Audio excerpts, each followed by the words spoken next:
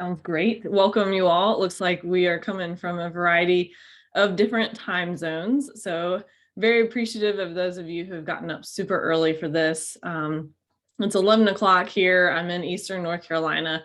So I'm getting close to lunch while some of y'all are just getting up and having breakfast. Appreciative that, again, that you're here. You're welcome to leave your videos on or off. Either way is totally fine by me. So definitely your comfort level as we move through. Also wanted to let you know, if you have any questions or concerns, feel free to throw those over in the chat box.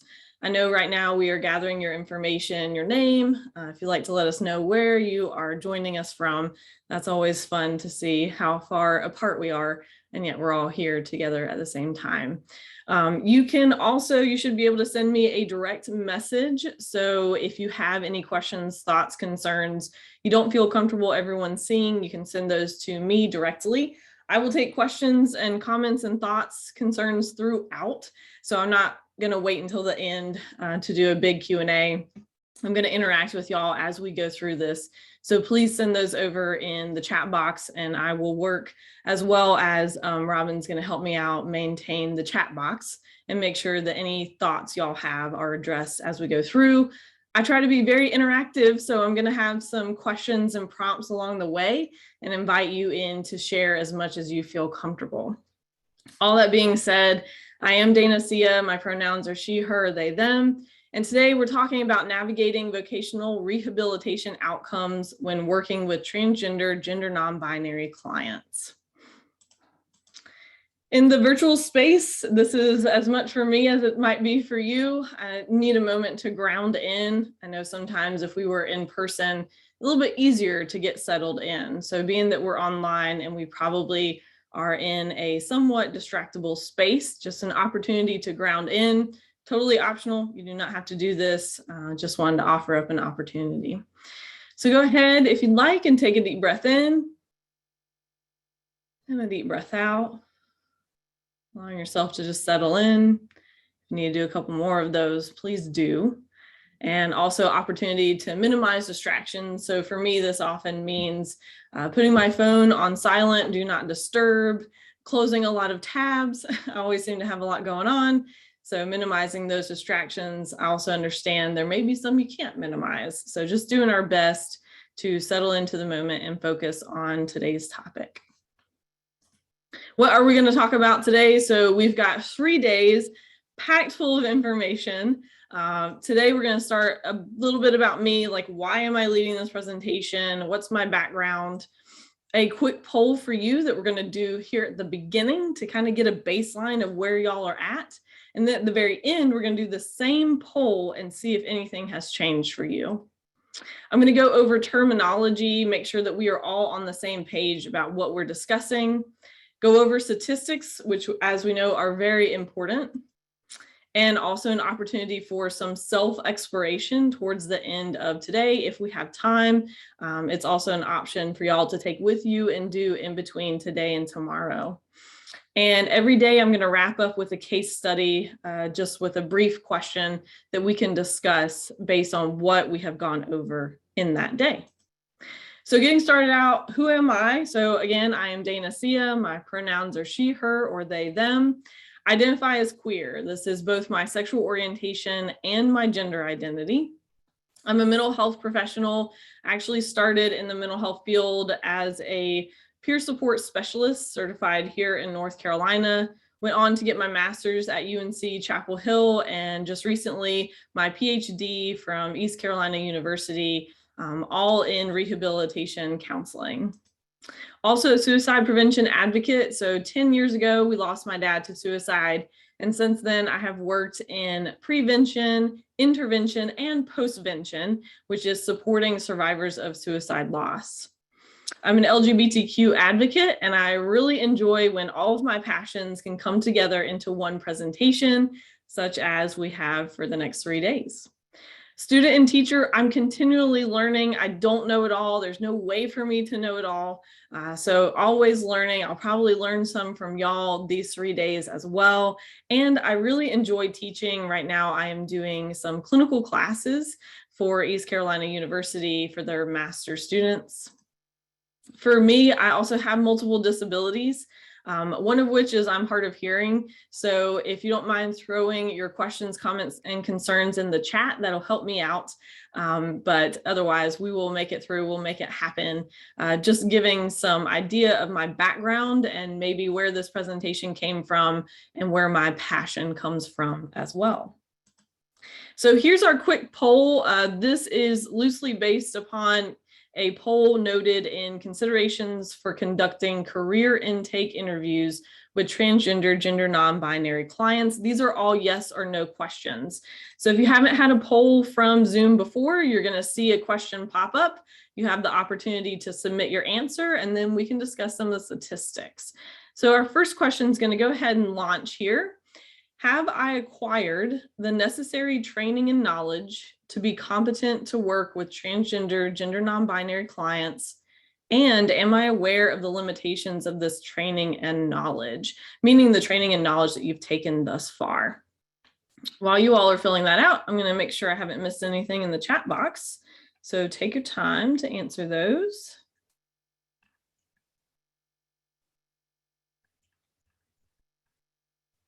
Okay, looks like so far so good. Y'all are just checking in the chat. Okay. Dan, this is Peggy. I wanted to ask, do you want me and Robin to participate in your statistics or not? Oh yeah, absolutely. Y'all are welcome to participate as much as you'd like today.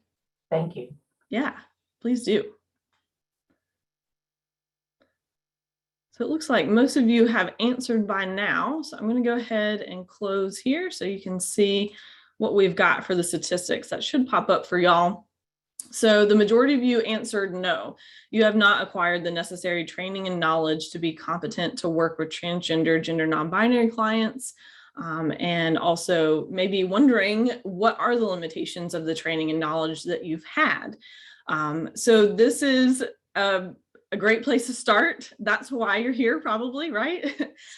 Trying to, oh, I didn't share the results. Now you should see the results. So you've got the results here. Most of you are saying no. That is why you are here today. So grateful again to have you here and learn this background knowledge. It won't stop here. So I hope that you don't just take these 3 days and say, I'm done, I'm good, I got this. I hope that you go on to continue to get other training and experience. So I'm going to stop sharing the results of that one and see if I can't do question 2 here for you. Have I examined my attitudes and pre-existing beliefs about individuals who identify as transgender, gender non-binary? So we've got the opportunity to answer that question there.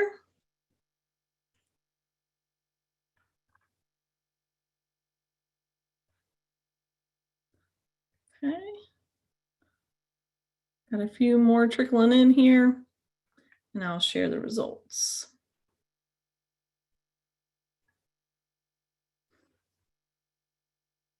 All right, so let me share here. You can see that most of you have answered yes, you have examined your attitudes and pre-existing beliefs about individuals who identify as transgender, gender non-binary. A few of you said no. Regardless whether you said yes or no, there's probably going to be some things that come up in the next 3 days that you maybe haven't examined yet. Again, these 3 days won't go over everything, so this is a continual process, and we'll talk a little bit more about that towards the end of today. All right, moving on to question 3. Will transgender, gender non-binary individuals feel comfortable coming to my career counseling office? And will other staff members treat these clients with respect? I know a lot of what we're doing is virtual right now, so continue to examine both your in-person office and your virtual office as you answer this question.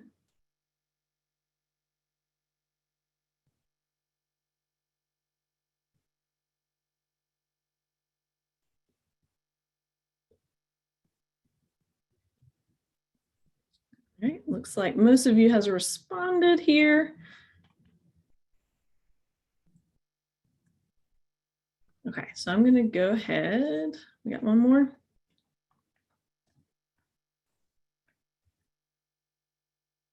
All right, I'm going to end the poll. and share these results. So all of you said yes, transgender, gender non-binary individuals will feel comfortable coming to your career counseling office, and other staff members will treat these clients with respect.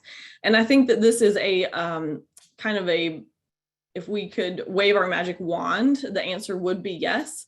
And the reality is clients may not feel comfortable. I hope that you learn some things over these next 3 days that will improve the way that you create an environment and improve the way that you work with transgender, gender non-binary clients, even before they come to your office, as they maybe fill out intake information or look at your website.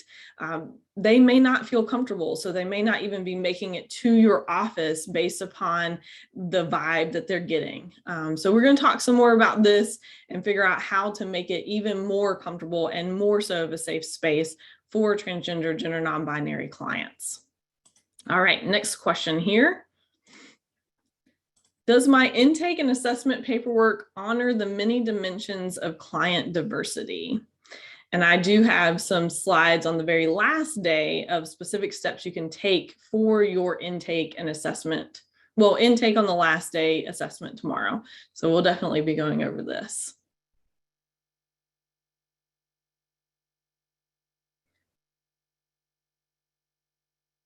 All right, just a few more to answer that question, and I'll share these results.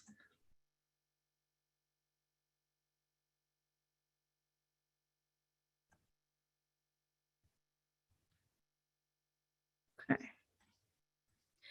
So the majority of you said no, it does not honor the many dimensions of client diversity. And this really goes back to that previous question. Would they feel comfortable coming to your office? Would your staff treat them with respect? And one of the first things they see is our intake paperwork. The next thing they see is probably these assessments that we use, right? So how are we creating a safe and comfortable space? We'll talk more about how to do that. I know that sometimes we have limitations on how we can and cannot adjust intake or assessments. There are always ways to do that verbally that may not happen if it's on paper. So that may not make any sense right now. We'll talk some more about options on the second and third day of how to make those adjustments. All right, a couple more questions here. Question 5. Do I ask my clients affirming and open-ended questions about relationships, family, sexuality, and gender?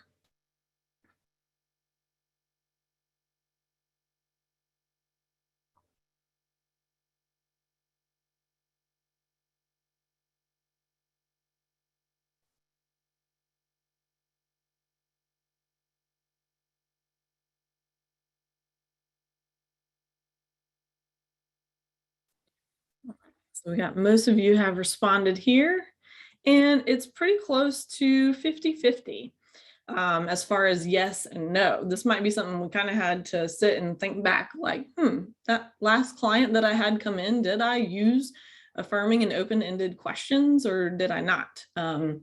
Are we only using open and affirming questions when we think that the person is transgender, gender non-binary, or are we using it with all clients? Also something to consider. So again, as we go along, we're going to have some more options and how to address this in real life. All right. 2 more questions here. Am I familiar with the research regarding transgender, gender non-binary people's general psychological and career-related experiences that apply to a particular client? So how much are we diving into the research? This is where my dissertation was focused on, this very area. And so I will pull from dissertation research and happy to share more about that as we go along over the next few days. All right, so we've got the majority of everyone has participated here. I'll share those results, and the majority of you said no. That's okay. I've got a lot of research packed into these 3 days, especially today, to give you kind of a overview of what transgender, gender non-binary folks are going through and their experiences, and maybe how we can best support them. So how do we look at the research? How do we figure out what is going on for our clients? Last question here. You're like, thank goodness, let's move on. Have I assessed the impact of minority stress and discrimination on this particular client? So a client who's transgender, gender non-binary, and have you factored it into your case formulation? So how do you keep minority stress, discrimination in mind when working with clients, as well as your case formulation? So what assessments are you going to use? What career options are you going to explore? Things of that nature.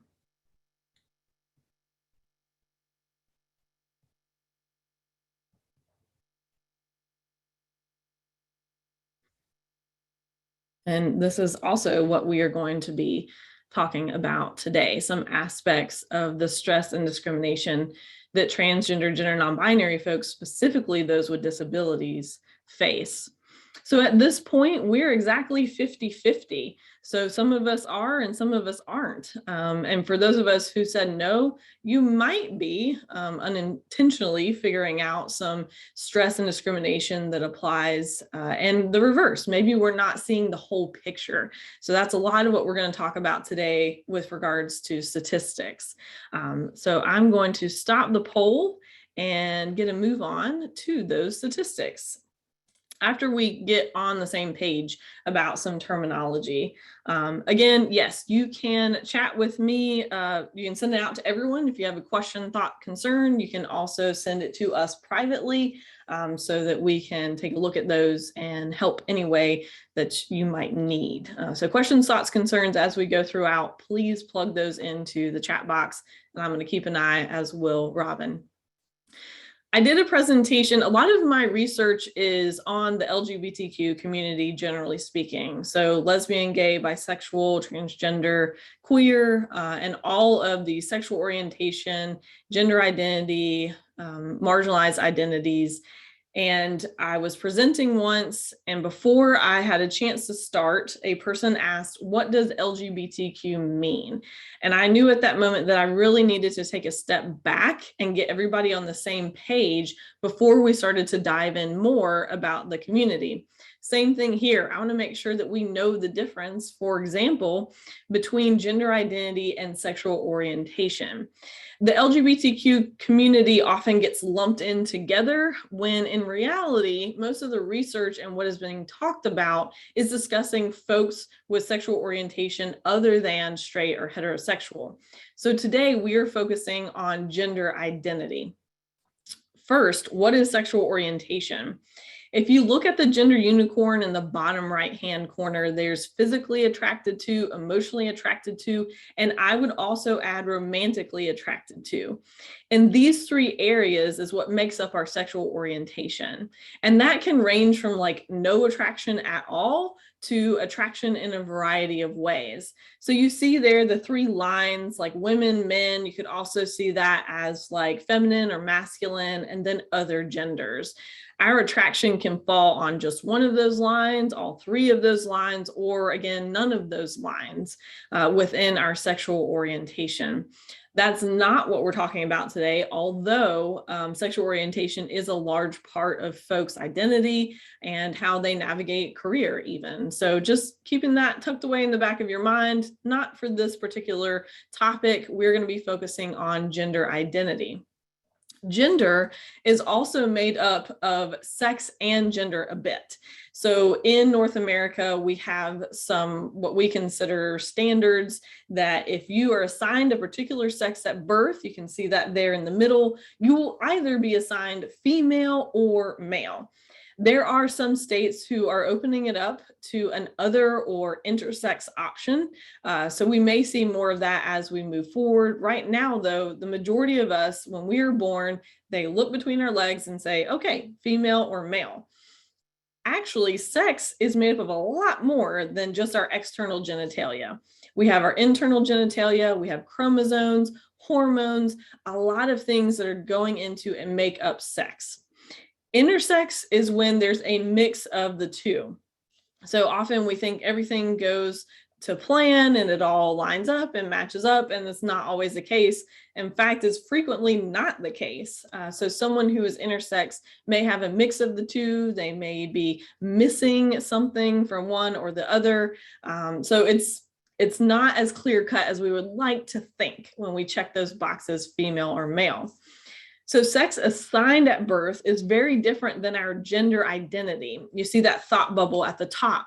This is our internal sense of self and gender. So are we falling along the lines of more masculine or feminine, maybe woman, man, or we have other genders. So this could be a mix of the two, or maybe none of the above. Our gender identity, again, is that internal sense of self. When that internal sense of self doesn't necessarily match up with a sex assigned at birth, then we may be considered transgender. So trans is, and I'll talk a little bit more about cis as well, if you might have heard of that. Trans coming from like chemistry or Latin, meaning on the opposite side as. The sex assigned at birth is opposed based upon our societal expectations to the gender identity of the person. Within gender non-binary, this is when someone maybe identifies as a mix of the two, of masculine and feminine, man, woman, female, male, or maybe they don't identify with either of those. They identify outside of those two binary options. And then we have cisgender. So cisgender from chemistry and Latin, meaning on the same side as. This is someone whose sex assigned at birth matches up with the gender identity that is assumed based upon, again, our North American societal expectations. So that's a lot. Sometimes this is like drinking water from a fire hose. So don't let it overwhelm you too much. We're going to continue to talk about this. This is just a very basic understanding of gender identity. We also have gender expression. Those are those three dot, or not three dots, the green dots on the outside of the unicorn on those three lines, masculine, feminine, and then other. So this is how we express our gender. This might be through clothes, hairstyle, makeup, or lack thereof. Some of our habits and how we talk makes up our gender expression. Gender expression does not always match up with gender identity. Does anyone have thoughts on why that might happen, that someone's gender expression would not match their internal sense of self and gender identity? You can throw that in the chat box if you feel comfortable sharing.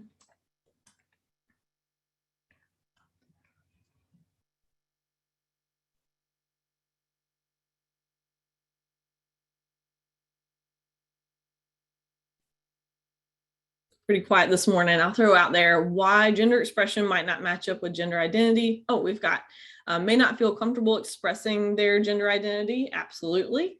Why might not they feel comfortable? This could come down to safety reasons. Somebody mentioned they're in the process of transitioning. Absolutely. So maybe they're waiting to get to a certain point before they start matching their gender expression with gender identity. A lot of the concern, though, really comes down to safety and the reactions of others. So something to consider when you're working with someone and the sex assigned at birth, gender identity, and gender expression aren't matching up based on maybe what your expectations are. This could often be due to safety concerns, as well as social stigma, absolutely, that somebody has mentioned there. So good thoughts, something to just kind of keep in mind as we move forward. We'll talk some more about that as well. Within vocational rehabilitation, we are often focusing on disability. So does identifying as trans mean that they have a disorder and also mean that they have a disability? This can kind of get into a catch-22. So if we look at the International Classification of Diseases and the Diagnostic and Statistical Manual, there is a disorder, a gender identity disorder diagnosis that in some places, including the United States, has been considered a disability. The question therein is, well, is this transgender identity also a disability? Is it even a disorder? And so there's the catch-22. Sometimes the diagnosis is required to begin the transition process.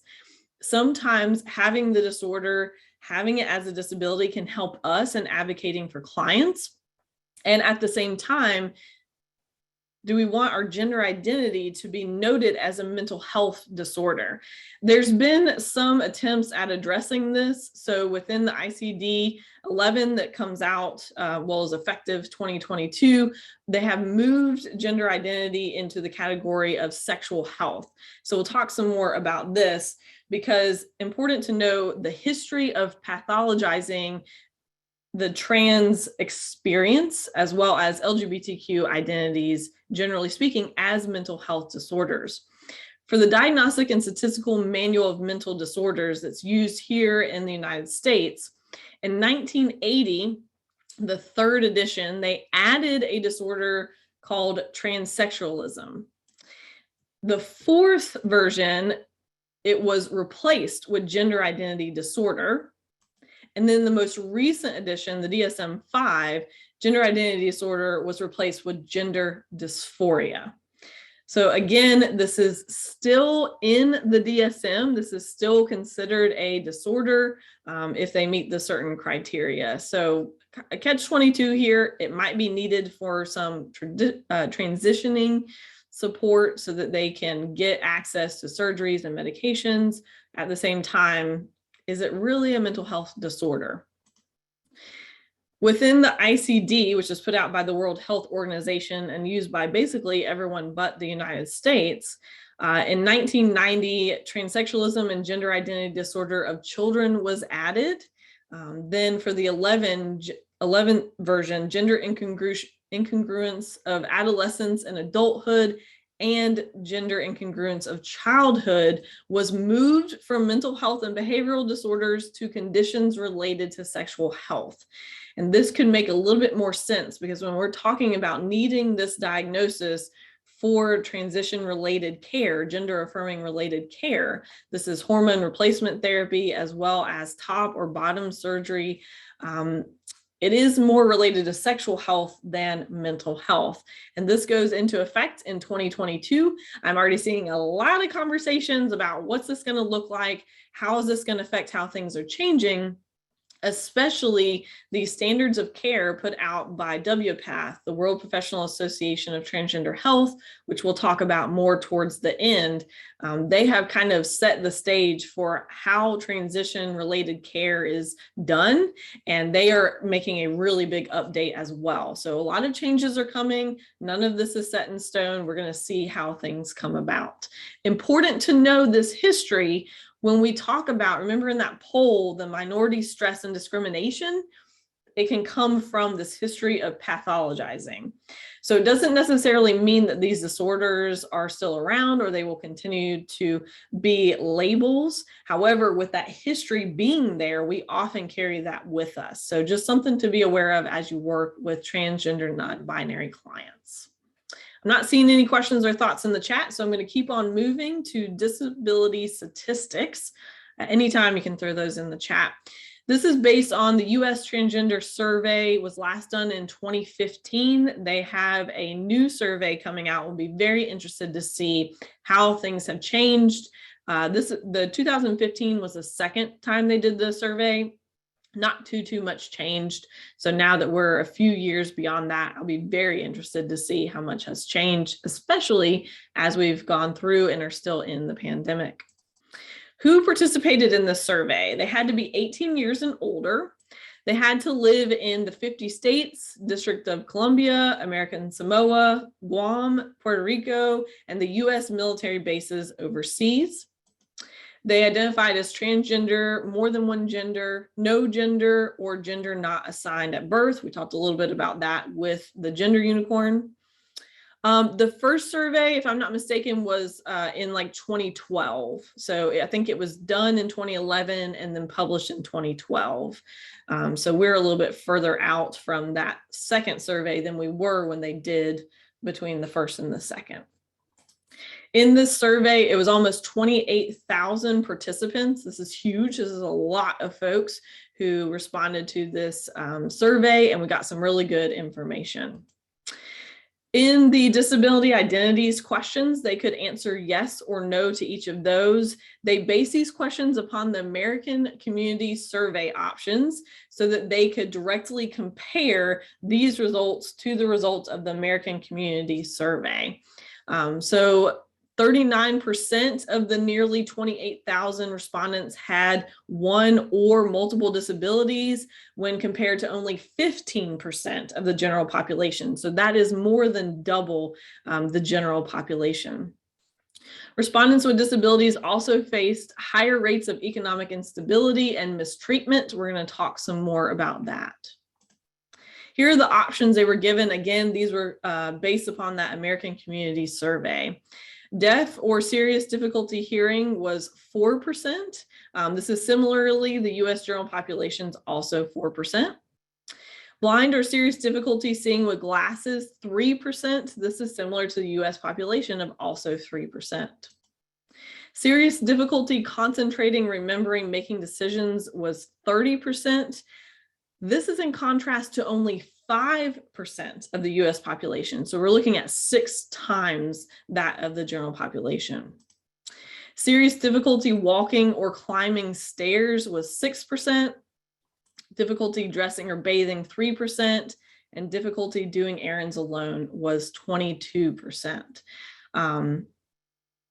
These are pretty high numbers for these. So 4 times as likely to report difficulty doing errands alone, such as visiting doctor's office or shopping because of physical, mental, or emotional condition. That's 4 times as likely. Also, do you identify as a person with a disability? 39%. So again, very large numbers for the transgender, gender non-binary community. Education and income status for the same survey. This is huge. We know within VR, this is what we're trying to get at. We are trying to improve education and income status. Nearly a quarter were unemployed and 45% lived in poverty. So we'll break that down a little bit more. These were for participants aged 25 and older. Less than high school was 2%. High school, some college or university was 46%, college or university degree 32%, and then graduate or professional degree at 21%. So not too bad in numbers. We know that there can be some improvement though. The employment situation income are what really get me though. So this was of all participants that had at least one full-time job, 35%, at least one part-time job, 15%, self-employed 15%, not employed or on leave 15%. This is 3 times the unemployment rate of the United States at the time this survey was taken. Income level, so this is for participants 25 and older. Less than 25,000 a year, 55% of participants. Poverty was 29%. This is twice that of the general US population at that point. We know as disability advocates that just because you have a full-time job doesn't mean that you are making enough. So we saw pretty good rates with education, okay rates with employment. Income is where it really hits home. They are not living at a rate that they can sustain. Mental health statistics, go over these briefly because again, it gives us a good idea of who we are working with, what this looks like. So just noting that from also the US Transgender Survey, there are higher rates within the transgender, gender non-binary community as opposed to the US population. 39% noted that they were currently experiencing serious psychological distress. This is nearly 8 times the rate of the US population. We need more information on what these numbers look like. There's just not a whole lot of research going on. And many of the national surveys that are sent out do not include a question about gender identity. So we're missing that information in some of the key research that we typically use. For suicide statistics, I just want to make a quick note. This is not based on deaths from suicide because medical examiners aren't noting an individual's gender identity on the death records. So the information in this area is very limited. What we do know from the survey is that over 40% had attempted at least once in their lifetime. This is 8 to 10 times higher than the general population. This is a huge gap that we need to address. This is something to be aware of. Even if we are not specifically working with folks on their mental health, we need to know that this is a potential concern for transgender, gender non-binary folks. This is a lot of the work that I do within my overlap of suicide and transgender, gender non-binary folks. So if you're interested in more on that, we can talk, outside of this training. This is something that you need to know, though. This is really key and something that I will be interested to see on the next survey. What are the responses? Because between the 2011 and then the second one, this was very, very similar. So we'll see what happens when we take that next survey. I'm not seeing any questions or thoughts at this point. I'm sure you're having your own reactions without plugging them into the chat box, just knowing this information. If you do have questions, feel free to plug those in. And we'll move on to protective factors. When I'm asked to talk about suicide, I am often now asked no longer about statistics or warning signs or risk factors. I'm asked about what can help to protect our clients. And this is key for you. Even again, you're not working primarily with them on mental health, you can serve as a protective factor. So we'll talk some about what the research has shown. From the Trevor Project, so this is for young adults who identify as LGBTQ, important resource. If you haven't heard of them, please check them out, do great research. They found that youth who reported high levels of family acceptance were 2/3 less likely to report suicide thoughts and suicide attempts compared to those with low family acceptance. In the suicide world, if you see 2/3 less likely, you cheer. That's huge. Even bigger than that, LGBTQ youth who report having at least one accepting adult, just one, doesn't have to be in the family, one accepting adult, were 40% less likely to report a suicide attempt in the past year. We can serve as that one accepting adult, whether in our professional or in our more social roles. We'll talk some more about that. Protective factors specific for the transgender, gender non-binary community. This is from the Trevor Project with youth, as well as qualitative and quantitative research from adults. Within youth, those who could use their name at home, school, work, and with friends had a 56% decrease in suicide behavior. So this might influence how we note our intake forms, how we call clients back from the waiting room if you're meeting in person, or how you first talk to them when you pop up on the screen with that client or on the phone for the first time. Even just asking for them, confirming, is this Dana, right? Making sure that you're using the correct name. For transgender, gender non-binary adults, low structural stigma was found to be a protective factor. What is structural stigma? This is transgender specific policies at the state level. So lower levels of structural stigma include less discriminatory policies and more protective policies. You probably heard of the bathroom bill in North Carolina. Unfortunately, we became somewhat famous for that. HB2 is also how we knew it. This is the crisis calls to the Trans Lifeline when HB2 went into effect. You can see the spike there. That HB2 bathroom bill is structural stigma. Not having that bill at all is a protective factor. Since then, there was a time limit on it. It ran out. There was a replacement bill, and now we are back to kind of ground zero. We have no bill in place, and our local communities are able to put anti-discrimination policies in place at the city, county levels. And we have seen that those are protective factors. We want to keep that in mind. Transgender, gender non-binary adults, again, social support was found to be a protective factor. So that's formal supports, that includes us as CRCs and other professionals, and informal supports, which are just persons close in your community, in your neighborhood, things of that nature. The key that really stood out to me was a quote from one of the participants who said, "Feelings of acceptance and being valued were a life-saving aspect of social support."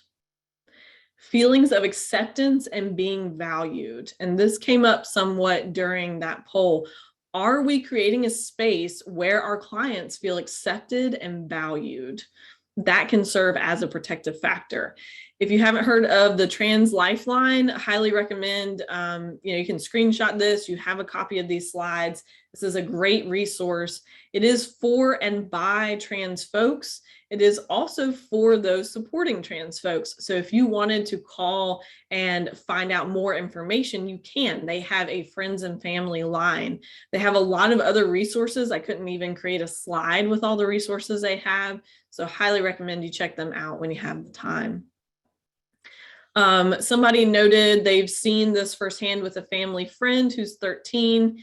Transformation of his self-esteem has been overwhelmingly positive due to the support of family and friends. Absolutely. Within this, what is the likelihood that clients would disclose to us their sexual orientation and or gender identity? This was a pretty interesting research article that I found. They noted within the importance of disclosure. So the client disclosed their sexual orientation and or gender identity led to satisfaction with the care. So that comes back to, what are your intake forms asking? What kind of questions are you asking? And then they also found what contributed to the client disclosing. High perceived patient-centered communication. Yes, that contributed to disclosure. So this was this the provider's ability to deliver the high quality patient-centered communication? Again, comes back to those poll questions. Are we using affirmative, open-ended questions with our clients? This was based on folks who were deaf and hard of hearing. The presence of an interpreter did not limit disclosure from the client, and absence of the interpreter also did not limit or increase the disclosure from the client. So this is a really important implication for those of us who are working with clients, whether it's interpreter or not. Are we having that patient-centered communication? Are we being affirming? Are the other supports and staff working with this person? Are they on board with the affirming and value-driven nature? Someone else noted that the clients that they've had who voluntarily disclosed on applications had full familial support. So we know that can make a difference. Maybe that influences questions that you ask, asking about what sort of family support do they have? How does that affect their career options and how they move forward? Things to keep in mind. I had the opportunity to meet Hayden Crystal. It's been over 5 years now in Asheville at a conference, and they are deaf and a trans person, and they talk about their experience. They did a TED Talk. I'm just going to play a very, very short clip from this. They're a comedian, a public speaker, pronouns they, them, great overall, just informative person, sharing of their experiences, sharing for all of us who want to support these folks. So I'm going to play a short clip. It includes the language here that I've noted. This is basically a transcript. So talking about finding a therapist and using an interpreter and how a bias may change, or as they say, color the information flowing between the client, the interpreter, and the therapist. So let me video clip here.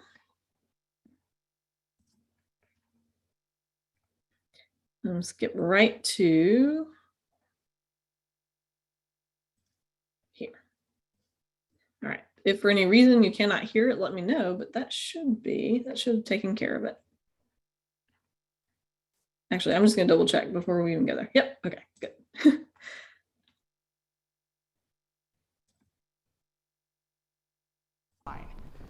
Because I think it's important that I be real and honest so you know that these things happen and that they matter. It's not just a hypothetical. But let's say I'm a deaf transgender person and I've been victimized for my transgender identity. And I go out and I find the best therapist I can possibly find, and she's only does gender identity issues. So that's the only thing that she works with, and she's an expert and she's a pro, and I show up to that meeting and I get an interpreter because I want to express myself in my language, and that interpreter, either consciously or unconsciously, has a bias against transgender people.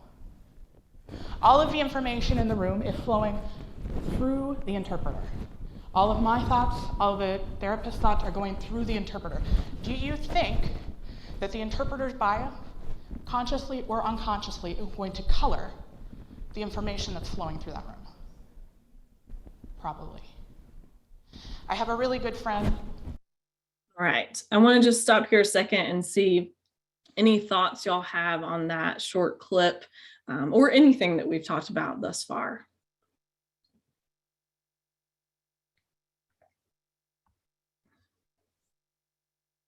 Someone said they agree, agreeing with the sentiment shared here by Hayden.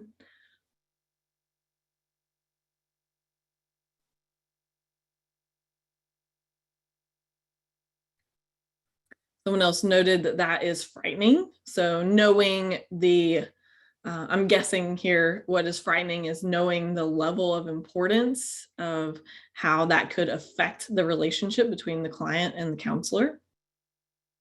What would that look like regarding the interpreter messing up the message? Sure.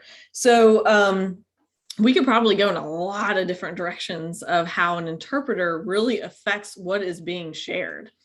Let's say if we go back to what Hayden noted, this being about a bias, and you have a person who is assigned female at birth and identifies as a man, and you have an interpreter who has a bias against trans folks, they may not accurately represent what that client is saying. They may put it into terms that the client is not actually using. They may focus more on this sex assigned at birth and how things would match up and align with that than they would what the client is actually expressing. They might even let some things out of what is being said. They may not convey to that therapist directly what the client is saying. So definitely some concerning ways that bias could show up there. Let's see, a few questions. I'm going to jump into the interpreter questions and then jump back to statistics. Does it assume poor ethics for interpreters? Is that fair? Yes and no. I don't know what the ethical guidelines for interpreters are, so definitely not going to speak to their level of ethics and licensure and certification. Is it fair? I think we all carry a bias. So regardless of if it was the interpreter we were talking about, the therapist, any one of us, we all have bias that could show up. If they have an active bias that they were using in not conveying accurately what the client was saying, yeah, that would be fair to say that this would impact the ability for the client to express what they needed. Someone else mentioned, as an interpreter for DVR or any other type of interpreter, it is our role to make sure that we leave those biases at the door. We have to do the self-work to realize what biases we do hold, so we can make the choice to accept the job or not if there's a conflict. Then they followed up, interpreters have an ethical responsibility. Yes, there is a code of conduct to uphold and follow. So just like all of us as CRCs, we have our ethics, our codes of conduct. Interpreters do as well, especially if they are working in these environments. How are they conveying accurately what the client is saying? Feel free to throw other thoughts about this clip or interpreters. Bias can be so subtle. Checking bias is an ongoing process, and we're going to have some time to explore that a bit. There were some questions about statistics of education, employment, income. Were you speaking about people with disabilities in general or about transgender, non-binary people in particular? Great question. So for those slides where I was talking about statistics, this was for the respondents for the Transgender National Survey. So those were only folks who identified as transgender, gender non-binary, or some of the other categories in there. Great question. There was some overlap in transgender, gender non-binary folks with disabilities. So they were seen to have higher rates of discrimination, especially within medical professionals. And they were also seen to have higher rates of psychological distress. So that's a great question to kind of parse that out. A lot of overlap within all of that, for sure. Other questions or things y'all would like to follow up with regarding this clip, or anything else we've talked so far before we move into some opportunities for exploration?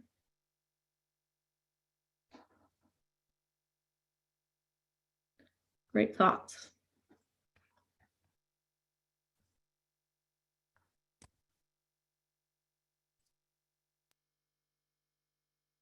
I'm going to keep moving. So I wanted to use the breakout rooms like we would if we were in person, and I would have you turn to the person next to you and blah, blah, blah. Instead, we're going to use breakout rooms. I'm going to use a think, pair, share model. So you have an opportunity to think a little bit about what I'm about to present. Then you have opportunity to pair up with someone and discuss, and then you can come back and share if you so desire. So these are some prompting questions that you do not have to answer. These are just things to get the mind flowing about gender congruence. So gender congruence is a feeling of harmony in our gender. Finding congruence is an ongoing process throughout our lives. I myself will say, as I've continued to go through life and figuring out, like, what is my gender? How is it represented? How do I put a term to it? Do I have a term that fits? So a lot of this is done through exploration. So for some folks, gender congruence, finding that is really simple. For others, it can be a really complex process. But basically, the fundamental need to find gender congruence is true for all of us, and at any degree, so that we are not finding it distressing. So some things to think about for these next few statements. How often do these happen for you on a scale of 0, never, to 5, always? Again, you do not have to submit these. Maybe grab a piece of paper. You can kind of jot down your answers. Just something to get the mind thinking as we head into the next little piece. How often do you experience comfort in your body as it relates to your gender? From 0, never, to 5, always.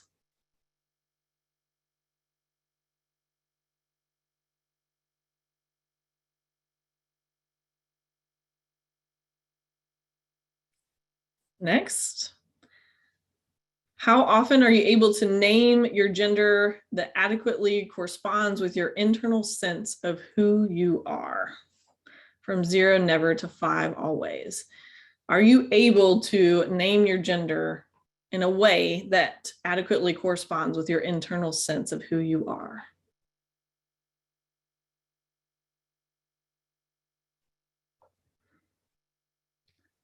Next is, how often do you express yourself through clothing, mannerisms, interests, and activities? 0, never. 5, always. And this goes back to that gender unicorn with the green dots of expression. How often do those green dots for you match up with your gender identity? And last, how often are you seen consistently by others as you see yourself? From 0, never, to 5, always.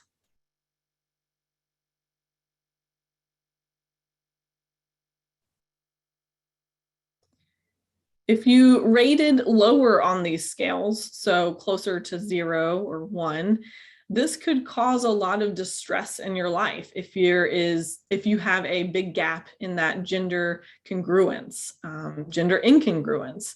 You do not feel comfortable in your body as it relates to your gender. You do not feel that you can adequately name your gender as it relates to your internal sense of who you are. You are not able to or do not express yourself through clothing, mannerisms, interests, and activities. And you are not seen consistently by others as you see yourself. I'll give just a brief example. Here in the South, we often use the terms ma'am and sir. And if someone is not relating to one or either of those, and they are consistently being noted as sir or ma'am, that can cause a lot of distress. So that is just one simple example of how this might show up for some folks. Now, time to explore your gender identity. I identify my gender as fill in the blank, and I use the pronouns fill in the blank. I have not provided any real options for your gender identity because it would be slides and slides and slides of gender identity options. So just note maybe on a piece of paper in your mind, whatever works, what your gender identity is and what your pronouns are. Just a quick slide on gender pronouns. These are the most commonly used. It is by no means all of the pronoun options. Within the binary, we've got she, her, hers, he, him, his. They, them, theirs is being more, it's not being more used. I'll say that. It is being more accepted, I guess. Merriam-Webster, the dictionary, has approved they, them for a singular pronoun. The American Psychological Association that puts out our manual guidelines has approved the use of the singular they, them. So yeah, it makes me laugh because we've been using that for like decades. It's not anything new. I'll give you an example, right? So let's say that you find a wallet and you're like, oh, look, someone lost their wallet. I bet they want it back. Let's take it for them over to lost and found. We do it all the time. And some folks use they, them, theirs for their pronouns. Z, theirs, or Z, here, here's are another gender non-binary, gender neutral pronoun that has been used a very, very long time as well. It just may not be as common. So these are some pronoun options as you think about what pronouns do you use. I have had people ask, like, what are pronouns? And the best way I can think to describe is these are how you talk about someone when they're not around. So after this presentation, you might be like, gosh, Dana's presentation was great. And she was able to adequately explain this. I wish that they would have also talked about this, right? So you're talking about me when I'm not around and using those pronouns. Some folks don't use pronouns at all. They might just use their name. So a lot of options within pronouns. We had somebody note a parent told them recently that their, and they put in quotes, daughter, who is identifying as male, uses they, them pronouns. The mom commented that she has trouble remembering using they, them pronouns in place of he or she because of her background with English and grammar that is grammatically incorrect per her educational life. This was her feeling she shared with me. This is something that will likely just take time societally to get changed. Absolutely. And that's why I like to bring up that lost wallet example, because that mom has probably used they, them pronouns for a singular person before and just not thought about it. That's just a little way of tweaking how we think about things. Someone else noted their personal experience. They had difficulty initially, and what helped was learning that many non-binary folks identify as two-spirit. And thinking of a person as two-spirit, I find it easier to apply they, them in the singular. So there you go. Some other options and ways to think about this. So now that you've had a moment to think about this, I'm going to give y'all the option to pair up with someone and just say this sentence. I identify my gender as queer and I use the pronouns she, her, or they, them. That's my example. So Robin, I don't know if you want to set up the breakout rooms or I can, just pairing everyone up so that we can briefly do this. I will get busy on that. Sorry, I hadn't done it already. Okay. Yeah. Looks like I can add a room. And if you need me to do it, I can do it as well. It will set it up. Let's see if I have. Yeah, if you want to close out of it, I can do it real quick. Okay, go ahead. Okay. Me. All right. So we're going to automatically, we've got 19 people. Okay, let's see. We leaving anybody out here?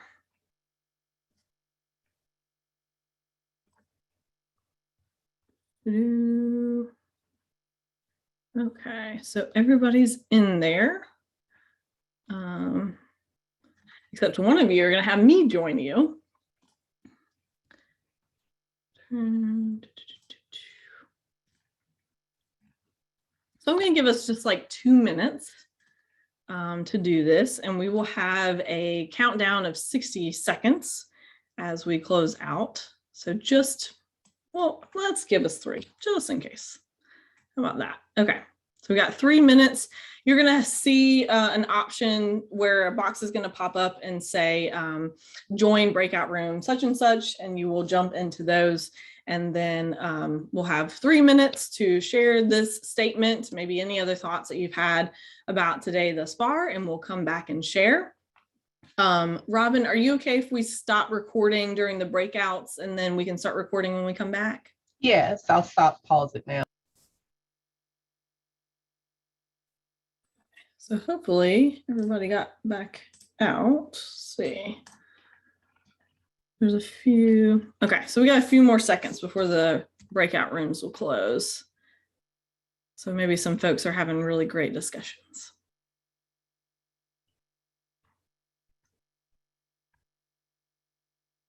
Great. Okay. So it looks like everybody is back.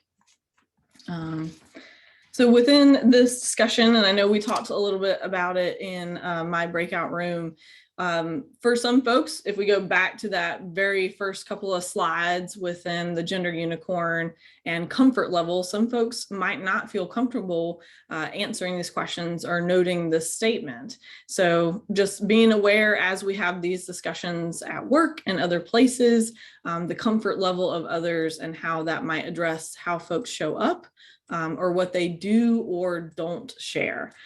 So definitely some thoughts on that.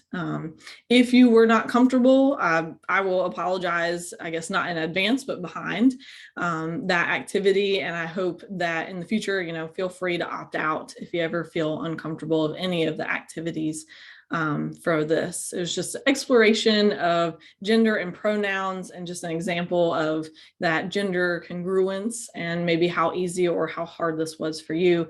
And maybe y'all had an opportunity to share some thoughts as well. So I want to open it up, see what thoughts y'all have about that, if any. And if we have time, I have one more question.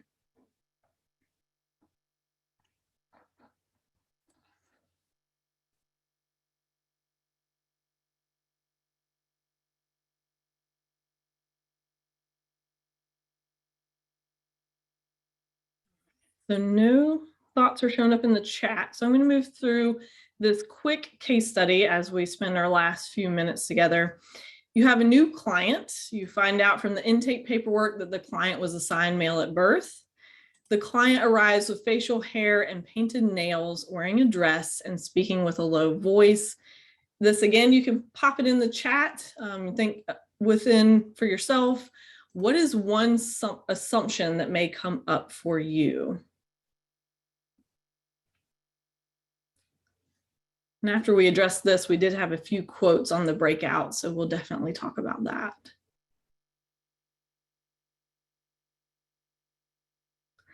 So we've had some folks say that perhaps this client is transitioning, perhaps the client is gender nonconforming. Any other assumptions that might come up before you even talk to the client? You've only looked at the intake paperwork and had them come in. Someone noted their desire to put them in a box with a label. So key to the human experience. We love putting things in boxes. We like everything to be neat and orderly and make sense, because when it doesn't, it throws us for a loop. Back to that mom whose child was using they, them pronouns. And it's like, this doesn't make sense. I don't know if y'all remember when GPSs first came out. And I had a couple of friends who had a GPS. This is like the one where you suctioned it to your windshield, if y'all can remember that. And we were taking just a very short trip. I think we we're just going to a restaurant. And my friend kept saying, oh, I'm not going to follow that. I'm not going to go that way. So they'd go a different way.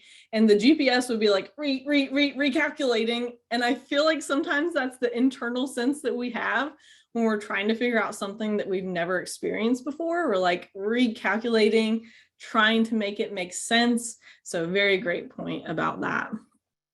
Some other assumptions: client experiences or discrimination.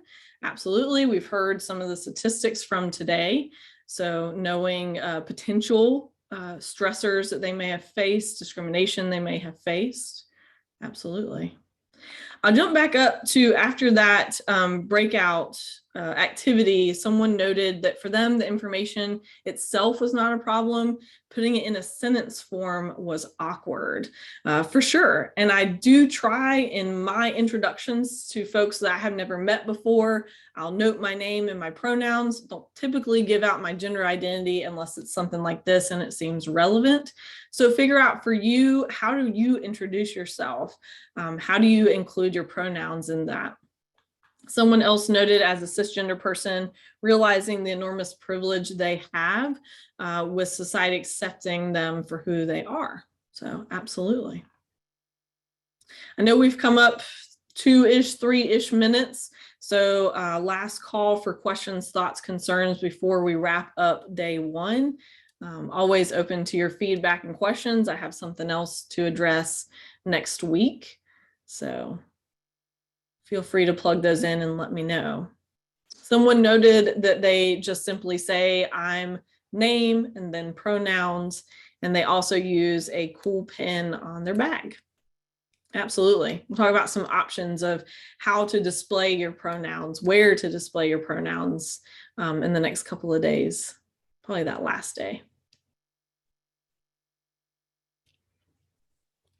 Yeah, again, open to any feedback, thoughts, concerns y'all have, something that you specifically want me to address as we move forward in the next 2 days.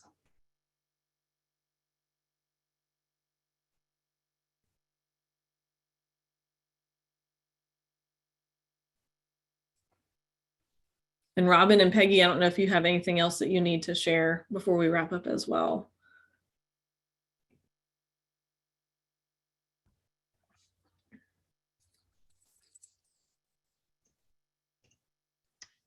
Just a reminder to folks that you will get the evaluation at the end of the training after day 3.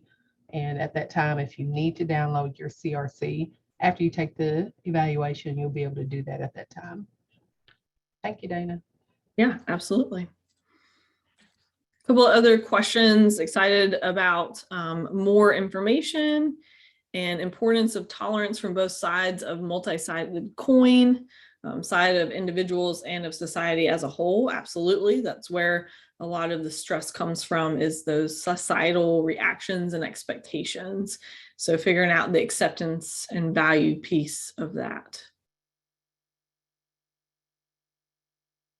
All right, y'all. I hope you have a great rest of your day. Go back to bed for some of those who joined us super early. So you can be rested up for tomorrow as we dive in some more.